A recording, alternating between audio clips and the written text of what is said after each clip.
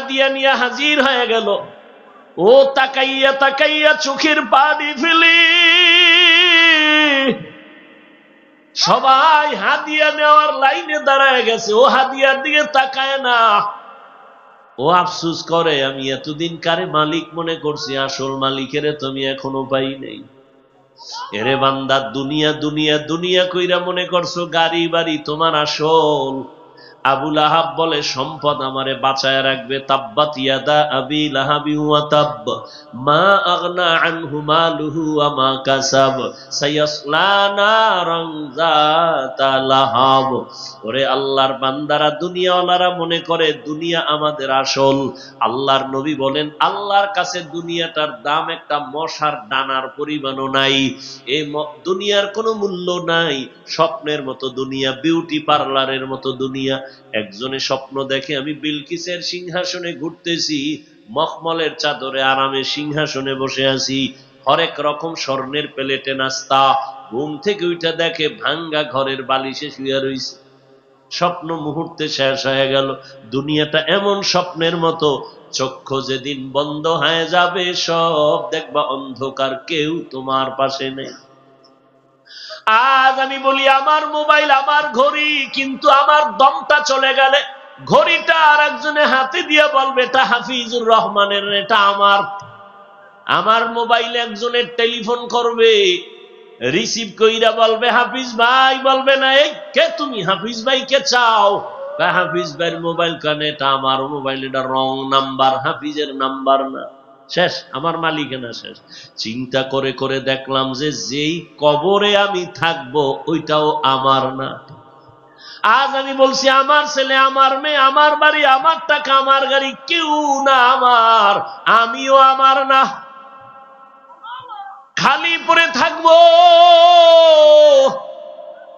এরে ইব্রাহিম ইবনে আদহাম, ইতিহাস মুছে ফেলা যাবে না। দুনিয়ার সব তুমি মুছতে পারবা, ইতিহাস মুছতে পারবা না। ইব্রাহিম ইবনে আদহাম বুঝতে পারছি, আমি আসল মালিকের পাই নাই, তো আমার এই বাদশাহী দিয়া লাভ কি যদি আসল মালিকের আমি নাই চিনি। আল্লাহরে পাওয়ার জন্য এবার ইব্রাহিম জঙ্গলে দৌড়ায় আর আল্লাহর তালাশ করে। ইয়া এলাহি মুঝসে মুঝকো দূর কর, তাকে দেখো মুঝ মে তুঝকো এক নজর। ইয়া এলাহি তু মেরা মাবুদ है, या इलाही तू मेरा माशूक है। ঘুরতে ঘুরতে ঘুরতে ঘুরতে গিয়া দেখে জঙ্গলের পাশে আর একজন পাগড়িওয়ালা বসে বসে জিকির করে আর আল্লাহকে ডাকে, হে মালিক। ইব্রাহিম খুশি হইছে, এর কাছে বসলে মনে হয় আমি আসল মালিকের সন্ধান পেয়ে যাব। বুজুর্গের কাছে গিয়া বসা মাত্র বুজুর্গ কয়, তুমি কে? আমি এই বলখের একজন বাসিন্দা। কয়, ভাগো ভাগো, তুমি এখান থেকে বের হয়ে যাও, আমার মোহাব্বতে ভাগ বসাইতে আসছো, আমার আসমান থেকে খানা আসে, তোমারে দেওয়া যাবে না। ইব্রাহিম মনটা দুর্বল করিয়া অন্য জায়গায় দৌড়াচ্ছে। ওই বুজুর্গরে পাগড়িওয়ালারে বাদ দিয়া চোখে চোখে রেখে অনেক দূরে গিয়া বইসা এবার আমার আল্লাহরে ডাকতেছি, ও আমার রব, আমি তোমারে তো এখনো পাইলাম না। বাড়ি পাইছি, গাড়ি পাইছি, বাদশাহী পাইছি, আমার সিংহাসন পাইছি, কিন্তু এগুলো তো আমার না। আমার যিনি, তারে আমি এখনো পাই নাই। আমার মা আমার না, আমার বাবা আমার না। দেখো না, স্বার্থে আঘাত লাগলে মা বাবায় সন্তানের মামলা কইরা দেয় থানায় গিয়া, দেয়নি? এমনকি মা বাবা সন্তানের জবাই তো করছে। এই বাংলাদেশের ইতিহাস, স্বামী স্ত্রীকে মারে, স্ত্রী স্বামীকে মারে, কেউ কারো না। আমার টাকা, আমার বাড়ি, সব আমি আমার আমার মনে করলাম, কিছুই আমার না। আমার যিনি আপন, এক সময় আমাকে আপন করেছিলেন, আমার কেউ ছিল না, তখন তিনি ছিলেন। আবার যেদিন কেউ থাকবে না, তিনি থাকবেন। ওই মালিকের সাথে সম্পর্ক এখনো কেন করতে পারি নাই? আমারে আল্লাহ পাক এই যে কথা বলতেছি, এত কথা কথা কথা, এই কথা মেশিন চলতেছি, ফ্যানের বাতাস দিয়ে এগুলো ঠান্ডা করে, আর আমার জিব্বা নামের মেশিন যে চলতেছে, কোটি কোটি কোটি কথা বের হচ্ছে। এই মেশিন কে বানাইলো? এই মেশিনের কে ঠান্ডা করে? কে তেল পেট্রোল অক্টেন দেয়? মোবাইলে কান লাগাইয়া কথা বলতেছি, অনবরত কথা চলতেছে চলতেছে চলতেছে, হঠাৎ কথার লাইন কেটে গেল। কথার লাইন কাটলো কেন? ব্যালেন্স নাই। চেক করে দেখলাম টাকা আছে পর্যাপ্ত পরিমাণ, মোবাইলের মধ্যে আমার নেটওয়ার্ক নাই, দেখলাম না ফুল নেটওয়ার্কও আছে, কথা কেটে গেল কেন? খবর নিয়ে দেখলাম ভালো করে মোবাইলে চার্জ নাই। তাড়াতাড়ি চার্জ দিতে হবে, না হয় মোবাইলে কথা বলা যাবে না। টাকা থাকলেও হবে না, নেটওয়ার্ক থাকলে হবে না, চার্জ দেওয়া লাগবে। এই জিব্বা নামের মেশিনটা নাড়াইয়া এই বয়সে কোটি কোটি কোটি হাজার কোটি কথা সাপ্লাই দিলাম, একবারও কি তোমার কথার জিব্বা বন্ধ হয়ে গেছে? না, গাল ব্যথা করে, ঠোঁট ব্যথা করে, কপাল ব্যথা করে, জিব্বা কখনো ব্যথা করে না। একটু চিন্তা করো। মুসলমান স্বাধীন বলে নিশ্চিন্তে ঘুমাবে সেদিন, যেদিন ইসলামের স্বাধীন হবে।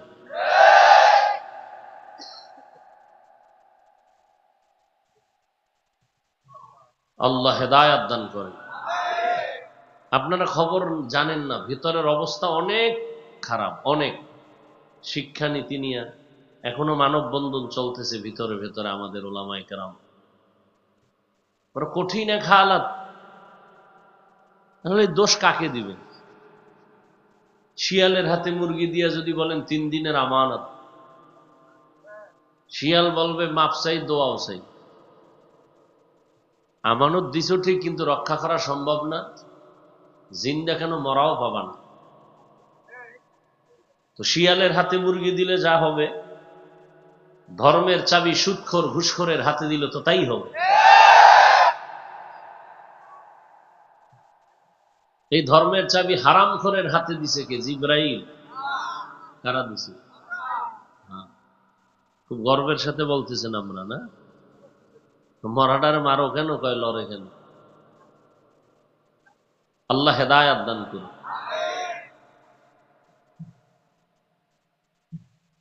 জনগণ যদি হারামখোর হয়, তাদের নেতারাও হারামখোর হয়। সমাজের মানুষ যদি সুদখোর হয়, নেতা সুদখোর হবে। সমাজের মানুষ যেই চরিত্রের, নেতাও সেই চরিত্রের হবে। বলবে এটা কেমনে? আল্লাহ এটা লিখে দিয়েছে। কয় না, যেমন চেয়ারম্যান সাহেব কইছে ভোট দাও, আপনি কইছেন টাকা দাও। কি দাও? কয়জনারে দিবে? কয় দিতে থাক। দিতে দিতে বস্তা শেষ, এখন কয় বাড়ি বেশ। এরপরে আমার কি হবে? চেয়ারে বইয়া আমাকে কপালে যে দিয়ে হেডি খাবি, এখন আমাকে দিবি। বোর্ডে পাশ করে চেয়ারে বইয়া আমাগোডি খাবি। তাহলে হারাম চেয়ারম্যান আগে খাইলো না জনগণ খাইয়া শিখাইলো চেয়ারম্যান? তাহলে জনগণও হারাম খোর, নেতাও কি? ওরা হারাম খাইয়া ওরে শিখেছে, তুইও খাবি। আল্লাহ হেদায়াত দান করে। এই ওয়াজ মাহফিল যদি না থাকতো, ওলামায়ে কেরামের খেদমত, দাওয়াত ও তাবলীগের খেদমত, পীর মাশায়েখের খেদমত, মাদ্রাসার খেদমত, তাহলে কি যে হইতো এই দেশের অবস্থা, মানুষের চরিত্র। আর মোবাইল তো লাইসেন্স সারা দিয়ে দিছে যে চরিত্র নষ্ট করার জন্য আর কিছু দরকার নেই। মানে এত মানুষ এখানে বসা, যুবক, চেহারার মধ্যে কোনো নূর নাই, সারাটা রাত মোবাইল চালায় চালায় কবিরা গুনাহ, কবিরা গুনাহ, কবিরা গুনাহ দেখে দেখে চেহারার মধ্যে কোনো উজ্জ্বলতা নেই। শুধু কি তাই? বুঝে না যুবকরা, মনে করে আমরা ওদের দুশমন। হুজুরের এত বাজে কেন? আর কেউর বাজে না? চরমনায়ের সৈয়দ ফজলুল করিম রহমতুল্লাহ আলাই উদাহরণ দিতেন, বাবা তুমি রাস্তা দিয়ে যাচ্ছ, একটা পাশে পানির কূপ, একটা বাচ্চা বসে বসে খেলতেছে, সাঁতার জানে না। তুমি দেখলে কি ওখানে দেখে চলে যাবা? না, তুমি তাড়াতাড়ি দৌড়িয়া বলবে, এই বাচ্চা কার, তাড়াতাড়ি নাও। বাচ্চায় তো মজা পাইয়া ও তোমারে কামড় দেয়, লাথি দেয়, ও মজা পাইছে।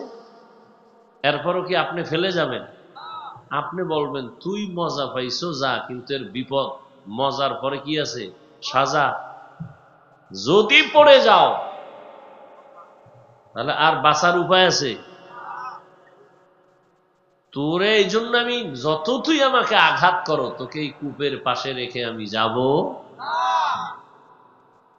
ওলামায়ে কেরাম কোরআন ও সুন্নাহর চোখ দিয়ে তাকায় দেখতেছেন, জাতি তুমি গান বাজনা বেপরদায় মজা পাইয়া জাহান্নামের আগুনের কিনারায় বয়ে খেলতেছো।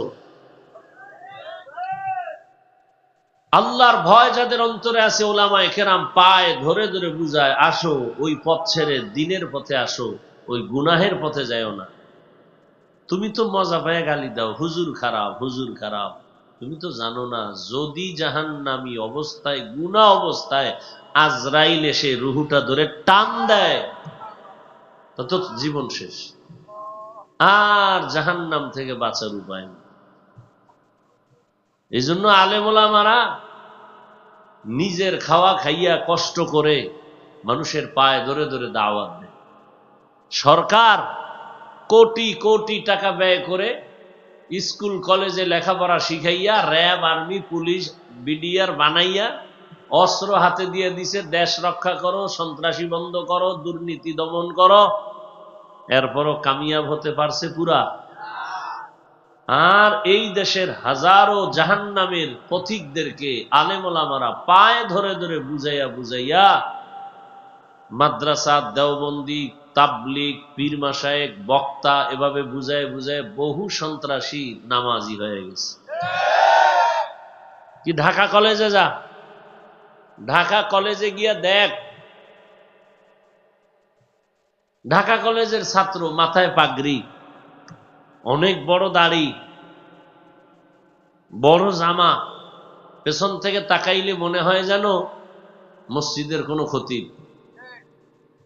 ভাই তুমি কোন মসজিদের খতিব? আমি তো ভাই খতিবকে, আমি আরবি পড়তে পারি না। তো তোমার এই হালাত কেন, কি করো? ঢাকা কলেজে পড়ি। তো এই হালাত কেন? মা বাবার দোয়া আর ওলামায়ে কেরামদের নেক নজর লাগছে। আমি বানায় বলতেছি? কি যুবক বাবা, এই ছেলে মোবাইল বন্ধ করো।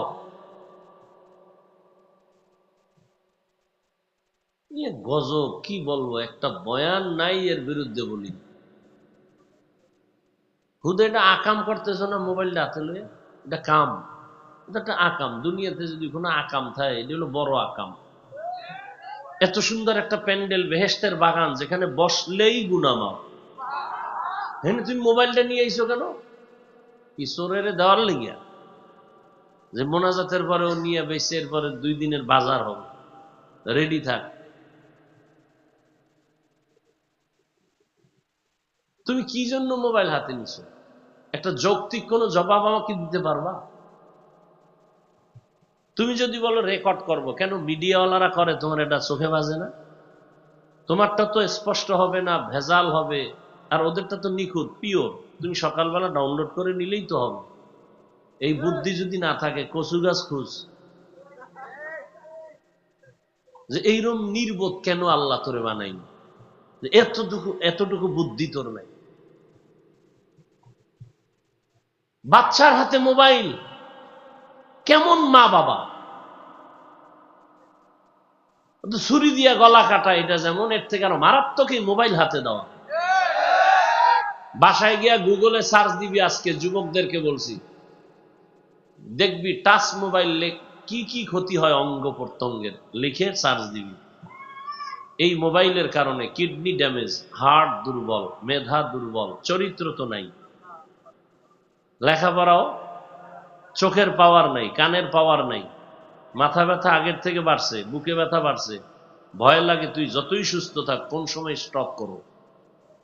এরপরে এই মোবাইলের কারণে মায়ের সাথে বেয়াদবি, বাবার সাথে বেয়াদবি, শিক্ষকের সাথে বেয়াদবি, আলেমদের সাথে বেয়াদবি।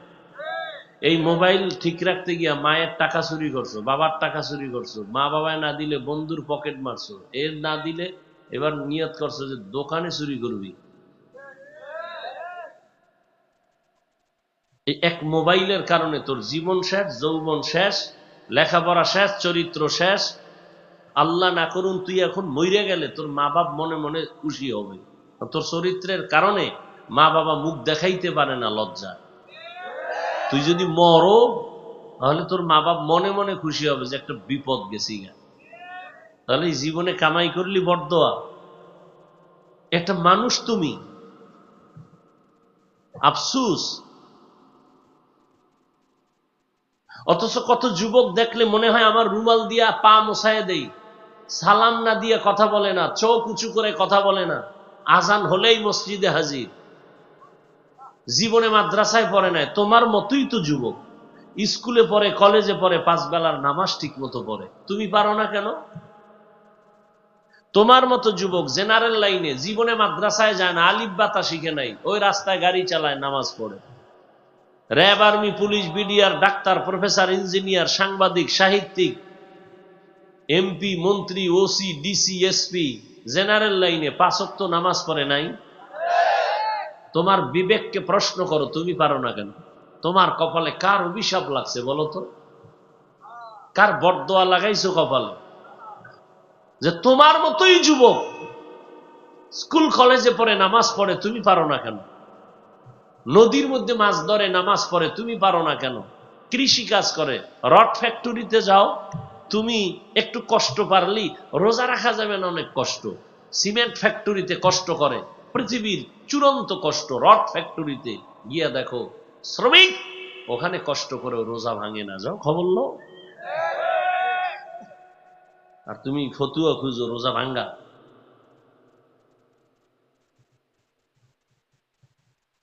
বরং 5 বেলার নামাজ পড়ো, সুস্থ থাকবা, শরীর তাজা থাকবে, রাতের ঘুম নষ্ট করুন। মানুষের জীবনের সব থেকে সুস্থতার মহা ঔষধ রাতের ঘুম। আমি হাফিজুর রহমান রাতের ঘুম পারি না ঘুমাইতে, বয়ান করে বাসায় যাইতে সময়, সফর করতে করতে। তুমিও রাত্রে ঘুমাও না, কি কইরা ঘুমাও না? আমি তো ওয়াজ করে ঘুমাইতে পারি না, তুমি কি করে ঘুমাও না? তুমি তো সারাটা রাত কবিরা গুনাহ করতেছো। মোহাম্মদের উম্মত না হইলে ঘুমের থেকে উঠে দেখতি তোর চেহারাটা শুকার হয়ে গেছে। শুধু মোহাম্মদের উম্মত হওয়ার কারণে বেঁচে গেলি। মোহাম্মদের উম্মত হওয়ার কারণে আল্লাহ চেহারা পাল্টাবেন না, আল্লাহ ওয়াদা দিছেন। না অন্য নবীর উম্মতরা গুনার কারণে চেহারা পাল্টায় গেছে, তোমার চেহারাও ঘুমের থেকে পাল্টায় যাইতো। শুধু আখিরি নবী, আল্লাহর প্রিয় নবী, তার উম্মত হওয়ার কারণে আল্লাহ চেহারা পাল্টাবেন না, আল্লাহর ওয়াদা। কিন্তু তোমার ভিতর সব শেষ। হায়াত পাইলে কত বছর তোমার? 25, 30। আর যদি বাঁচো, আল্লাহ বাঁচাইলে বাঁচবা কিনা আমার সন্দেহ, কারণ যত লাশ দেখি যুবক যুবক যুবক যুবক। করোনায় গেল যুবক, ডেঙ্গুতে যুবক, ছাত্র জনতার আন্দোলনে যুবক, গাড়ির নিচে লাশ যুবক, পানির ভেতরে লাশ যুবক, ঘুমের বিছানায় লাশ যুবক, মেরে ফেলছে অমুক জায়গায় অমুকের কে যুবক, 4 বন্ধু মিলে এক বন্ধুরে মেরে ফেলছে, আর একটা মরে গেছে, কেউ যুবক, ওই শনি একরা দিয়ে যাইতেছে, সামনে আমার গাড়ি থাম করে পড়ে গেল। মরণের নতুন এক ফাঁদের নাম বাইক, নতুন এক মরণ ফাঁদের নাম হুন্ডা বাইক, মোটর সাইকেল। আর এটা বেশি চালায় কারা? বুড়ারা। একটু বয়স হইলি আমার একটা বাইক কিনে দাও, আর ওখানে বইলি কেমন যেন শরীর আগুন হয়ে যায়। আর পিছনে যদি বিপরীত কোনো পার্স থাকে তো আরো আগুন। দৌড় দিছে, ধাম করে খাম্বার লাগে, কাইতে ঘুরে গেছে। টেলিফোন, মা ধরছে, বাবা কই তুমি? কে? বাবা টাবা নাই। কে তুমি? আমি এই মোবাইলওয়ালার মা। বাবা নাই? আছে, বাবারে দাও। বাবায় ধরছে, কে? আপনি কে? বলে মোবাইলওয়ালার বাবা। বাসা কোথায়? বলে এই যে, এটা কোন জায়গা? ডেমরা, বামুল। কয় যে তাড়াতাড়ি শনি একরা চলে আসেন, লাশটা নিয়ে যান। বাইক এক পার্শ্বে পড়ে আছে, লাশ আর এক পার্শ্বে। ধাম করে পড়ে গেল। মুরগির যেরকম এরকম কল্লা কাটলে লাফায়, এরকম যুবকের মাথায় হেলমেট আছে। দেখলাম পুরো বডি এভাবে লাফাচ্ছে। একটা সিটে গেল অনেক দূরে, আমাকে সামনে একটা বাস, এর পিছনে আমরা। এই জীবনের প্রথম চোখের সামনে এই দৃশ্য দেখলাম, আমি হায়াতে আর দেখিনি। পইরেই ধাম করে মুরগির বাচ্চার মতো ছটফট করতেছে, কাঁপতে কাঁপতে কাঁপতে কাঁপতে কাঁপতে যাচ্ছে। কি বাহাদুরি করো হায়াতে। এখন তুমি সুস্থ, কালকে এই টাইমে তুমি সুস্থ থাকবা, গ্যারান্টি আছে? আচ্ছা তুমি সুস্থ বাঁচবা বেশি, গ্যারান্টি আছে? অসুস্থ রুগী ডাক্তার কয় যা পারো খাওয়ায় দাও, বাঁচবে না। আর হে এখন লাডি লয়ে হাঁটে, আর সুস্থ ভাইটা ছোট মরে গেছে। কি বাহাদুরি করো। কি অর্জন করলা জীবন? না মায়ের দোয়া পাইলা, বাবার দোয়া পাইলা, শিক্ষকের দোয়া পাইলা, না আলেমের দোয়া পাইলা? কি করলা জীবনে বলো তো বাবা? কেউ যদি বলতো হুজুর আমার পাও ধরবেন, তাহলে আমি ঠিক লাইনে চলে আসবো, এক্ষণ একটা লাভ দিয়ে নিচে নামতাম, দুইটা পাও জড়ায় ধরতাম। নিজের জীবনটা কেন নষ্ট করতেছো বলো? একটা রাস্তার পাগলও তো নিজের ভালো বুঝে, আগুনে হাত দেয় না, পুড়ে যাবে। তুমি তোমার নিজের জীবনটা এভাবে নষ্ট করতেছো। মোবাইল, ওই এক ওসি সাহেব আমারে বহু আগে মিরপুরে ওয়াজ করি, কয় নেশার বিরুদ্ধে ওয়াজ করেন। আমি কি, মোবাইলের নেশা তো বড় নেশা। মোবাইলের নেশায় পইরা মা ছাড়ছে, বাপ ছাড়ছে, এখন ল্যাংটা হয়ে রাস্তায় পাগল হয়ে গেছে। কি যুবক সত্য কথা বলবি, ফ্রি ফায়ার গেম না কি খেইলা এটি পাগল হয় নাই? তুইও পাগল হবি, ডেট দে কবে, তারিখ দে। তুই তো ওই পথেরই যাত্রী। ঢাকায় বৈশা মোবাইলে জুয়া খেলে কক্সবাজারের ছেলের সাথে। এবার বুঝো তোর কপাল কত পোড়া পড়তেছে। এক মোবাইল, জীবন শেষ, যৌবন শেষ। ওয়াল্লাযীনা জাহাদু ফীনা লানাহদিয়ান্নাহুম সুবুলানা ওয়া ইন্নাল্লাহা লামাআল মুহসিনিন।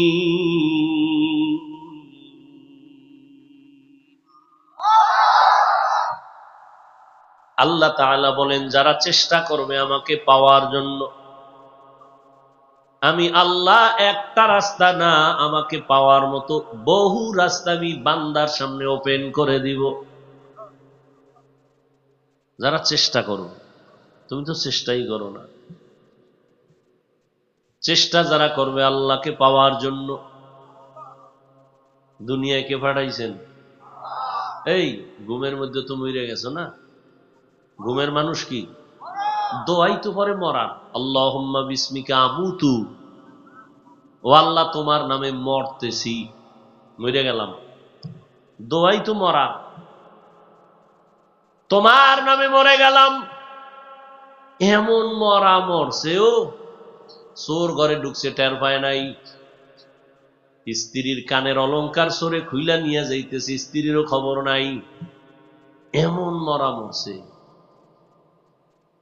আল্লাহ কয়, আমি যদি তোরে সজাগ আর না করি, তোর কোনো বাবা আর সজাগ করতে পারবে না। ঘুমের মধ্যে তুমি মরে আছো, আমি আল্লাহ তোমাকে আবার সজাগ করে নতুন হায়াত দিলাম। ওই হায়াতটা তুমি আমার রাস্তায় ব্যয় করো। অনেকে ভয় ঢুকছে অন্তরে, ইসলাম জানি কি, যদি হুজুরদের কথা মানি তাহলে আমগো স্বাধীনতা থাকবে না। এই যুবক ভালো করে বুঝো, নবীর তরিকায় আমরা যারা চলতেছি, বলো আমরা কি না খায় মরছি?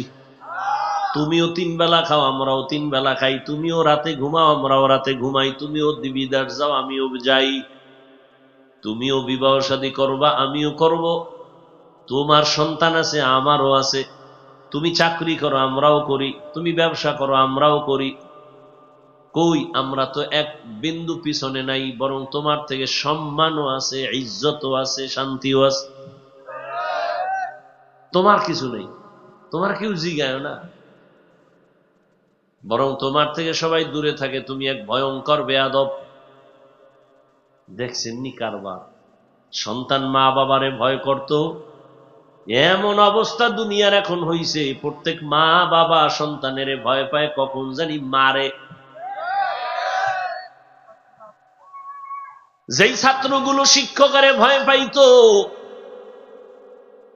এখন শিক্ষকেরা ভয় পায় ছাত্রকে, কোন সময় জানি বেয়াদবি করে ফেলে, শিক্ষকের উপরে হামলা শুরু করে দেয়। কপাল বড় কঠিন। এরে আমার কলিজার যুবক, পর্দার আড়ালের মা বোনেরা, বৃদ্ধ বাবাজিরা, কয়দিন আর দুনিয়ার রং তামাশা। কই নবীর তরিকা মানতে গিয়ে তো আমরা না খায় মরি নাই। মহামারী করোনা, স্কুল বন্ধ, কলেজ বন্ধ, চাকরি বন্ধ, ব্যবসা বন্ধ, ফ্যাক্টরি বন্ধ, গাড়ি বন্ধ, সব বন্ধ, একটা কোরআনের মাদ্রাসাও বন্ধ হয় নাই। ইতিহাস ভুলে যাও না। ট্রিপল মাস্ক লাগাইছে কুলাঙ্গার 2 শিক্ষিত যুবক সন্তান। কয়টা? মরবে না করোনা, বাবারে করোনায় ধরে ফেলাইছে, কাছে যায় না, মরবে এই ভয়ে। এলাকার গরিবদের 2-1টা ডাইকা কিছু টাকা দিলাম, লাস্টারে টান দিয়া রাস্তায় ফেলাই থুইয়া। কুলাঙ্গার 2 সন্তান, শিক্ষিত কুলাঙ্গার। বাবার লাশ টেনে লোকেরা রাস্তায় ফেলে দিল, দরওয়াজা জানালা বন্ধ করে দিল। বাবার লাশ কুকুর খেলো না, জানাজা হলো, খবর নাই। ইতিহাস ভুলে যাইও না রে যুবক। সেই সময় শত শত করোনার লাশ আমার দেশের টুপিওয়ালারা আলেমরা কাঁধে নিলেন, গোসল করাইলেন, জানাজা পড়াইলেন, কাফন পরায়া কবরে মাটি দিয়েছেন। একজন হুজুরেও করোনায় মরে নাই।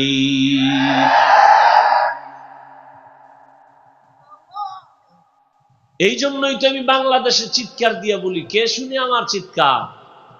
তুমি যার পিছনে ঘুরে ঘুরে কিছু টাকা পাওয়ার আশায় দাড়ি কাটছো, নামাজ ছাড়ছো, সে তোর আসল বন্ধু না, বরং কেমন স্বার্থপর জানুনি। স্বার্থে আঘাত লাগলে দল থেকে তোর নাম কাটবে না, কল্লা কেটে ফেলবে। এইটা হলো সোনার বাংলার রাজনীতির ঐতিহ্য। কল্লা কাটো। কয়েকদিন আমগো দলের, দূর তোর দল, কল্লা কাট।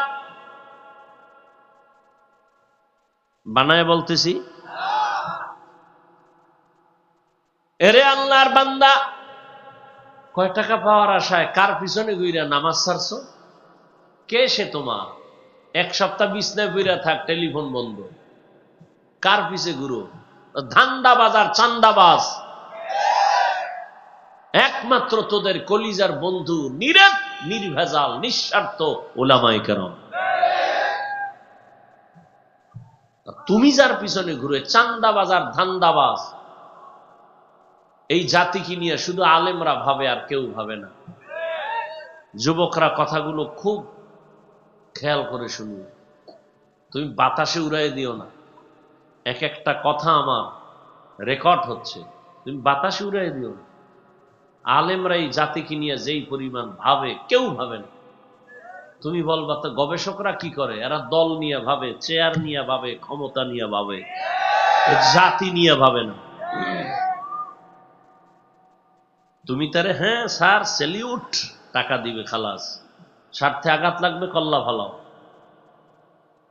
আমাকে বলো তো, সরকারি বেসরকারি চাকরিজীবীরা ডিউটি করে অফিস আদালতে কত ঘন্টা?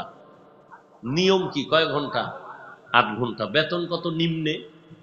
নিম্নেরটা ধরো 20,000। টেবিলের তলে এমনি তো মুক্তা টুক্তা আছেই। 8 ঘন্টা ডিউটি, বেতন। সত্য কথাটা বলতে তো টেনশন করো কেন? মসজিদের ইমাম সাহেব ডিউটি কয় ঘন্টা? কয় ঘন্টা? বেতন কত? এর থেকে আর জুলুম কি হইতে পারে এই জমিনে? আল্লাহ তো বিবেক দিছে, বিবেক দিছে, বিবেক। কুকুর শুকর কে আল্লাহ বিবেক দেন নাই ভালো মন্দ যাচাই করার? মানুষকে দিছেন। 8 ঘন্টা ডিউটি, 20,000 টাকা, 30,000 টাকা, তো নিম্নেরটা বললাম। এরপরে এমনি হেমনে ডানে বামে তলে উপরে টাকার তো অভাব নাই, চারদিকে টাকা টাকা। সাধারণ এক মানুষের খবর শুনলাম সেদিন, 1882 কোটি টাকা তার জমা।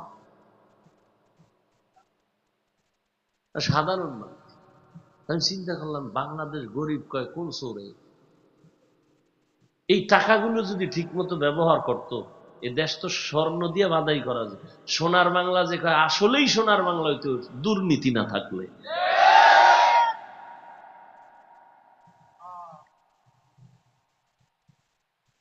আফসোস, বড় আফসোস। কে বুঝবে কথা, কে বুঝাবে? জাতি অন্যায় করবে, আকাম বাদ দিবে না, প্রয়োজনে হুজুর বাদ দিবে। ইমাম সাহেবের বেতন মাত্র 5, 7, 10,000 টাকা, 6 মাস বাকি। সভাপতি দেয় কত? কয় মাসে 100, সেক্রেটারি 50, প্রতি মাস কয় না 6 মাস পরে একবার। কি পরিমাণ জুলুম! এরপরও কি ইমাম সাহেব কেউরে বরদোয়া দিছে? কোনদিন আন্দোলন করে নাই। জুমার সময় কয় নাই যে বেতন না বাড়াইলে তাহলে আসর থেকে সূরা উল্টা পড়ব? বলছে কোন ইমাম সাহেব? বরং কলিজা দিয়া দোয়া করে, হে আল্লাহ, এলাকায় শান্তি দাও, রোগীদের সুস্থ বানাও, ব্যবসায়ীদের ব্যবসায় বরকত দাও, কবরওয়ালাদের নাজাত দাও, অসুস্থ রোগীদের সুস্থ বানাও। কোনদিন বরদোয়া করে না। জোহরের নামাজে নাই, এক থার্ড ক্লাসের লোক, এই হুজুর গেছিলেন কই? কে তুই? আমি রিক্সা ড্রাইভার। এত পাওয়ার কেন? কয় মাসে 5 টাকা দেই মসজিদে। পাওয়ার! হাসেন আপনারা, আমরা বেয়াদব না, নাহলে চামড়া তুল্লা ফালাইতাম। খালি আমরা হুজুরেরা যদি একটা বাস লইয়া রাস্তায় নামি, সব বেয়াদবরে 1 ঘন্টায় সাইজ করা সম্ভব ইনশাআল্লাহ। হুজুরদের ধাক্কা তো দেখেন, আমরা বেয়াদব নাই, সমস্যা এক জায়গায়। নাহলে হাত তোমার 2টা, আমার কি একটা? হ্যাঁ, তুমি খাও পচা, আমি খাই পিওর। তুমি খাইয়া আবার মদ, আবার বিড়ি, আরো গাঞ্জা, আরো কত নাপা। আমি তো হালালটা খাই, পিওর খাই, তাজা খাই। এরপরে ইমানের পাওয়ার, আমলের পাওয়ার, চোখের পানির পাওয়ার, তাহাজ্জুদের পাওয়ার, এতগুলো নিয়ে যদি ধাক্কা দেই, একটা বেয়াদব সুস্থ থাকার কথার সুযোগ নাই। কিন্তু বেয়াদবি করি নাই ছোটবেলার থেকে। মুরব্বী দেখলো সালাম দেই, গাঞ্জাখোরের দেখলো সালাম দেই। দেখিনি আমার সালামটা ওর হেদায়েতের কারণ হয়, ওর দিল নরম হয়। ও যেন মনে মনে ভাবে হুজুরেরা ভালো, কেউ যেন আমার আচরণে না ভাবে হুজুর খারাপ। বেয়াদবি শিখি নাই, নাহলে আমাকে হুজুরেরাই যথেষ্ট এ দেশকে ঠান্ডা করার জন্য। হুজুরেরা তো ক্ষমতা চায় না বেটা। চেয়ারম্যানের চেয়ারের মেয়াদ শেষ, এমপির মেয়াদ শেষ, মন্ত্রীর মেয়াদ শেষ, কিছু এসপিডিসির মেয়াদ। আমাকে হুজুর গোছে চেয়ার, এটার কোনো মেয়াদই নাই, আবার শেষ কিসের? আছে কোনো মেয়াদ? তা আমাকে এই চেয়ারের মূল্য কম, আমরা এমপির হলে যাবো কেন? হ্যাঁ, অনেকেরা যায় কেন? তোমরা যে একেবারে নাপাক কইরা ফেলাইতেছ, এখন আলেমরা নাইমায় নাপাক থেকে বাঁচাইতে হলে ওখানে যাইতে হবে, এছাড়া উপায় নেই। এখন রানিং আমগো আলেমদের মধ্যে চেয়ারম্যান আছে না? হেদায়েতুল্লাহ আজাদি, বিবারিয়া আছে আমজাদ হোসেন আশরাফি, লক্ষ্মীপুরে আছে খালিদ সৈফুল্লাহ দামাত বারাকাতুহু হাফিজি হুজুরের জামাতা, আছে না? এরকম আরো আছে।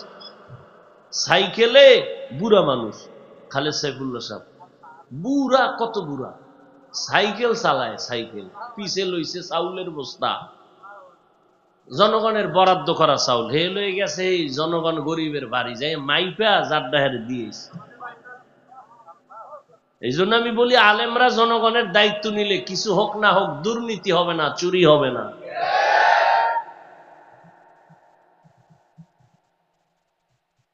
আল্লাহ হেদায়েত দান করুন। ওয়াল্লাযীনা জাহাদু ফীনা লানাহদিয়ান্নাহুম সুবুলানা।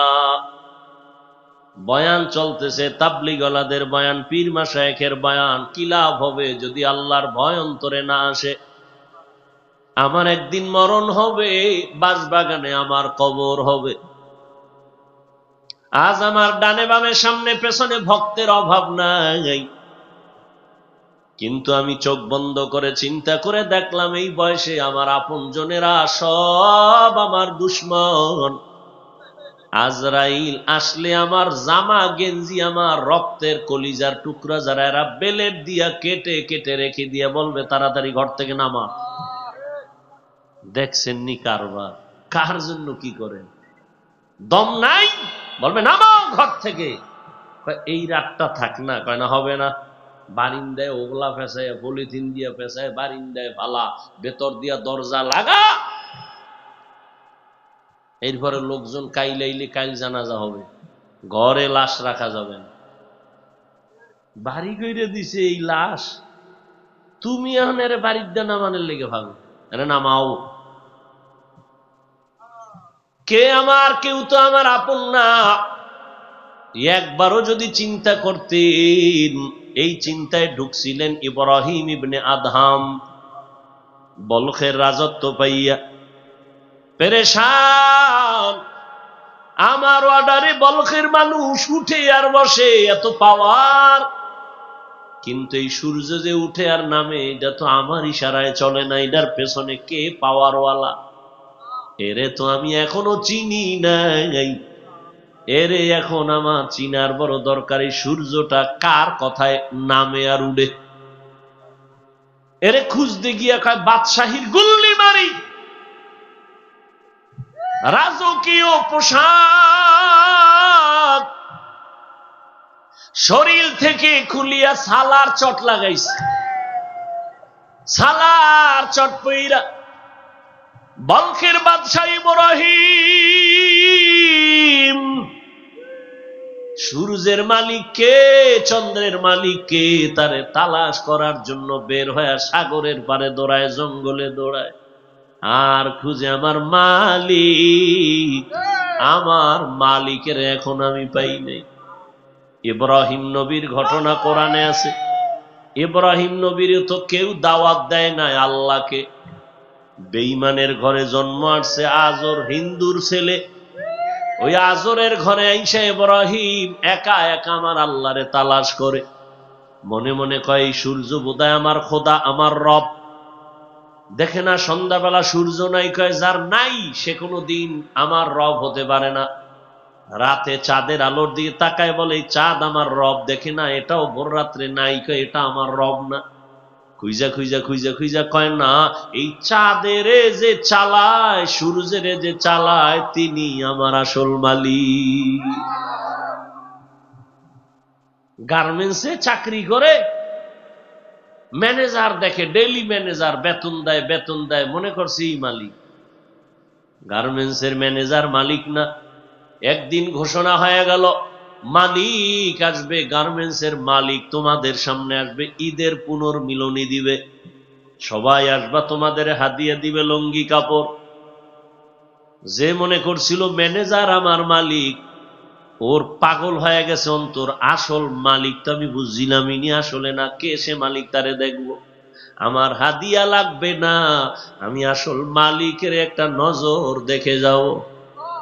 মালিক হাদিয়া নিয়ে হাজির হয়ে গেল। ও তাকাইয়া তাকাইয়া চোখের পানি ফেলি। সবাই হাদিয়া নেওয়ার লাইনে দাঁড়ায় গেছে, ও হাদিয়ার দিকে তাকায় না। ও আফসুস করে, আমি এতদিন কারে মালিক মনে করছি, আসল মালিকের তুমি এখনো পাই নাই। এরে বান্দা, দুনিয়া দুনিয়া দুনিয়া কইরা মনে করছো গাড়ি বাড়ি তোমার আসল। আবু লাহাব বলে সম্পদ আমারে বাঁচায় রাখবে। তাব্বাত ইয়াদা আবি লাহাবি ওয়া তাব, মা আগনা আনহু মালুহু ওয়া মা কাসাব, সায়াসলা নারান যাতা লাহাব। ওরে আল্লাহর বান্দারা, দুনিয়াওয়ালারা মনে করে দুনিয়া আমাদের আসল। আল্লাহর নবী বলেন আল্লাহর কাছে দুনিয়াটার দাম একটা মশার ডানার পরিমাণও নাই। এই দুনিয়ার কোনো মূল্য নাই। স্বপ্নের মতো দুনিয়া, বিউটি পার্লারের মতো দুনিয়া। একজনে স্বপ্ন দেখে আমি বিলকিসের সিংহাসনে ঘুরতেছি, মখমলের চাদরে আরামে সিংহাসনে বসে আছি, হরেক রকম স্বর্ণের প্লেটে নাস্তা। ঘুম থেকে উঠে দেখে ভাঙ্গা ঘরের বালিশে শুয়ে রইছে। স্বপ্ন মুহূর্তে শেষ হয়ে গেল। দুনিয়াটা এমন স্বপ্নের মতো, চক্ষু যেদিন বন্ধ হয়ে যাবে সব দেখবা অন্ধকার, কেউ তোমার পাশে নেই। আজ আমি বলি আমার মোবাইল, আমার ঘড়ি, কিন্তু আমার দমটা চলে গেলে ঘড়িটা আর একজনে হাতে দিয়ে বলবে এটা হাফিজুর রহমানের, এটা আমার। আমার মোবাইলে একজনের টেলিফোন করবে, রিসিভ কইরা বলবে হাফিজ ভাই, বলবে না এই কে তুমি, হাফিজ ভাই কে চাও? হাফিজ ভাইয়ের মোবাইল কানে, এটা আমার মোবাইল, এটা রং নাম্বার, হাফিজের নাম্বার না। শেষ, আমার মালিকানা শেষ। চিন্তা করে করে দেখলাম যে যেই কবরে আমি থাকবো ওইটাও আমার না। আজ আমি বলছি আমার ছেলে, আমার মেয়ে, আমার বাড়ি, আমার টাকা, আমার গাড়ি, কেউ না আমার, আমিও আমার না, খালি পড়ে থাকবো। এরে ইব্রাহিম ইবনে আদহাম, ইতিহাস মুছে ফেলা যাবে না। দুনিয়ার সব তুমি মুছতে পারবা, ইতিহাস মুছতে পারবা না। ইব্রাহিম ইবনে আদহাম বুঝতে পারছি আমি আসল মালিকের পাই নাই, তো আমার এই বাদশাহী দিয়া লাভ কি যদি আসল মালিকের আমি নাই চিনি। আল্লাহরে পাওয়ার জন্য এবার ইব্রাহিম জঙ্গলে দৌড়ায় আর আল্লাহর তালাশ করে। ইয়া এলাহি মুঝসে মুঝকো দূর কর, তাকে দেখো মুঝ মে তুঝকো এক নজর। ইয়া এলাহি তু মেরা মাবুদ হে, ইয়া এলাহি তু মেরা মাশূক হে। ঘুরতে ঘুরতে ঘুরতে ঘুরতে গিয়া দেখে জঙ্গলের পাশে আর একজন পাগড়িওয়ালা বসে বসে জিকির করে আর আল্লাহকে ডাকে, হে মালিক। ইব্রাহিম খুশি হইছে, এর কাছে বসলে মনে হয় আমি আসল মালিকের সন্ধান পেয়ে যাব।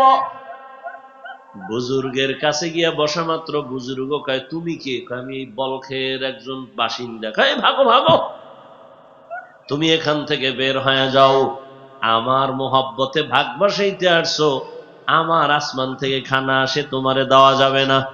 ইব্রাহিম মনটা দুর্বল করিয়া অন্য জায়গায় দৌড়াচ্ছে। ওই বুজুর্গরে পাগড়িওয়ালারে বাদ দিয়া চোখে চোখে রেখে অনেক দূরে গিয়া বইসা এবার আমার আল্লাহরে ডাকতেছে, ও আমার রব, আমি তোমারে তো এখনো পাইলাম না। বাড়ি পাইছি, গাড়ি পাইছি, বাদশাহী পাইছি, আমার সিংহাসন পাইছি, কিন্তু এগুলো তো আমার না। আমার যিনি, তারে আমি এখনো পাই নাই। আমার মা আমার না, আমার বাবা আমার না। দেখো না, স্বার্থে আঘাত লাগলে মা বাবায় সন্তানের মামলা কইরা দেয় থানায় গিয়া, দেয়নি? এমনকি মা বাবা সন্তানের জবাইও তো করছে। এই বাংলাদেশের ইতিহাস, স্বামী স্ত্রীকে মারে, স্ত্রী স্বামীকে মারে, কেউ কারো না। আমার টাকা, আমার বাড়ি, সব আমি আমার আমার মনে করলাম, কিছুই আমার না। আমার যিনি আপন, এক সময় আমাকে আপন করেছিলেন, আমার কেউ ছিল না, তখন তিনি ছিলেন। আবার যেদিন কেউ থাকবে না, তিনি থাকবেন। ওই মালিকের সাথে সম্পর্ক এখনো কেন করতে পারি নাই? আমারে আল্লাহ পাক এই যে কথা বলতেছি, এত কথা কথা কথা, এই কথা মেশিন চলতেছি, ফ্যানের বাতাস দিয়ে এগুলো ঠান্ডা করে। আর আমার জিহ্বা নামের মেশিন যে চলতেছে, কোটি কোটি কোটি কথা বের হচ্ছে। এই মেশিন কে বানাইলো? এই মেশিনের কে ঠান্ডা করে? কে তেল পেট্রোল অকটেন দেয়? মোবাইলে কান লাগাইয়া কথা বলতেছি, অনবরত কথা চলতেছে চলতেছে চলতেছে, হঠাৎ কথার লাইন কেটে গেল। কথার লাইন কাটলো কেন? ব্যালেন্স নাই। চেক করে দেখলাম টাকা আছে পর্যাপ্ত পরিমাণ, মোবাইলের মধ্যে আমার নেটওয়ার্ক নাই, দেখলাম না ফুল নেটওয়ার্কও আছে। কথা কেটে গেল কেন? খবর নিয়ে দেখলাম ভালো করে মোবাইলে চার্জ নাই। তাড়াতাড়ি চার্জ দিতে হবে, না হয় মোবাইলে কথা বলা যাবে না। টাকা থাকলেও হবে না, নেটওয়ার্ক থাকলে হবে না। চার্জ দেওয়া লাগবে। এই জিহ্বা নামের মেশিনটা নাড়াইয়া এই বয়সে কোটি কোটি কোটি হাজার কোটি কথা সাপ্লাই দিলাম, একবারও কি তোমার কথার জিহ্বা বন্ধ হয়ে গেছে? না, গাল ব্যথা করে, ঠোঁট ব্যথা করে, কপাল ব্যথা করে, জিহ্বা কখনো ব্যথা করে না।